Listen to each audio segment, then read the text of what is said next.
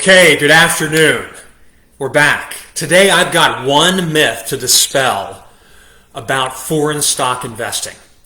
Many financial advisors will tell you that investing in foreign stocks is riskier. And there's an element of truth to this. However, as a general statement, it's not true. In fact, owning a more geographically dispersed portfolio reduces your risk. So the idea that owning foreign stocks is riskier is not true. Now, let me explain this in a little bit more detail. If you had owned U.S. stocks from 2000 to 2009, if you just owned the S&P 500, you would have had a negative return over those 10 years.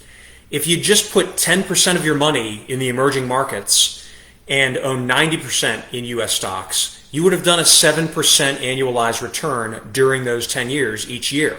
That's a significant difference. So when someone says to you, owning foreign stocks is riskier, there's some truth to that, but there's also greater reward as well. And so if you are more geographically diversified, you actually reduce your risk. There are many opportunities to invest in foreign markets today. And a few that I can think of particularly are Europe and the Far East, the UK and Spain. Some of these stock markets are undervalued compared to the US market right now. If you have all of your money in one country, you take greater risk, and that includes the US. If you have all your money even in a foreign country, that also takes greater risk. Now, I'm not telling you to go out and just put all your money in international stocks. That's not what I'm saying.